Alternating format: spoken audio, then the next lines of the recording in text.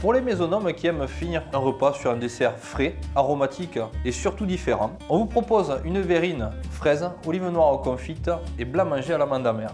Vous allez voir, c'est facile et avec le bon accord mets et vin, celui que Miguel nous a concocté, on va se régaler. Parlons de vin, suivez-moi dans la cave. Pour accompagner cette verrine, je vous propose donc les giroflées du domaine de Bellivière et le vionnier liquoreux du domaine Les Combes Cachés. Dans le territoire du Minervois, dans le sud de la France, on retrouve ce petit domaine de 10 hectares créé par 3 collègues amoureux du vin. Ils ont récupéré 75 petites parcelles des vignes, des combes minuscules perdues dans les coteaux de la Montagne Noire, et ils vendent aujourd'hui des belles pépites comme celle-ci. Depuis 2018, ils osent faire un vionnier liquoreux travailler à la sauternaise.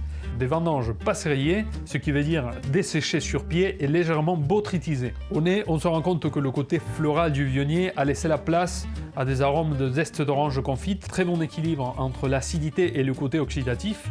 Personnellement, je recherche toujours de la vivacité dans les vins qui ont du sucre résiduel, parce que pour faire des accords, même avec un dessert, on veut que cette acidité stimule la production de salive, ce qui permettra de mieux déguster la recette.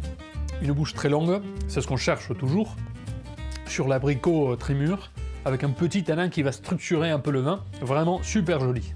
Et on continue par la cuvée Les Giroflées du domaine de Bellivière, domaine familial appartenant à la famille Nicolas. Père, mère et fils travaillent ensemble sur l'exploitation, une famille dédiée à faire des produits de qualité qui portent haut les noms des appellations de Janières et Coteaux du Loir.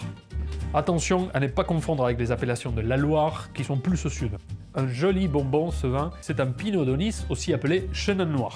Typiquement, le Pinot d'Aunis est un cépage qui a le potentiel de donner des rouges très tanniques, mais comme j'aime les choses atypiques, j'ai été attiré par le contraste entre l'acidité, la matière et la sucrosité de ce vin. Si on prend des raisins rouges et on les presse sans faire une macération du jus avec la peau, on obtient un produit avec beaucoup moins de couleur et beaucoup moins de tanin. Ce vin est un demi-sec, ça veut dire que pendant la fermentation alcoolique, les levures n'ont pas consommé la totalité du sucre qu'il y avait dans le jus, et on se retrouve donc à la fin avec un peu de sucre résiduel.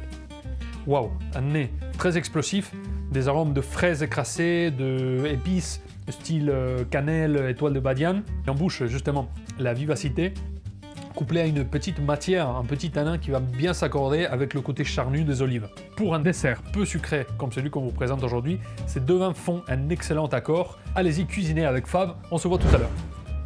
Pour notre verrine, nous allons commencer par les olives noires confites. Il est très important de choisir de bonnes olives traitées le plus naturellement possible.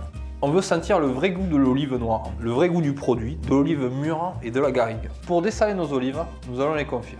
On prend nos olives, on les dépose dans une casserole, on additionne du sucre et de l'eau froide en temps pour temps. On porte le tout à ébullition. Après ébullition, on retire notre casserole du feu et on égoutte nos olives. Ensuite, nous allons faire un sirop aromatisé. À parts égales, eau et sucre, on porte le tout à ébullition. Puis, on arrête le feu.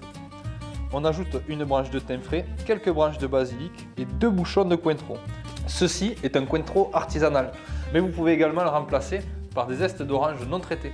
Notre sirop est bien refroidi, on a une belle osmose d'aromatiques avec le thym, le basilic et le Cointreau. Maintenant, nous allons le filtrer. Nous allons commencer le montage de nos verrines. On va commencer par équeuter des fraises et découper un petit quartier. Si vous avez quelques feuilles de basilic, on va les ciseler. Nous allons disposer au fond de notre verrine notre mélange olive noire confite, fraises coupées en quartier et basilic. On va ensuite y additionner notre sirop léger au Cointreau. Pour terminer notre verrine, nous allons réaliser un blanc mangé amande amère.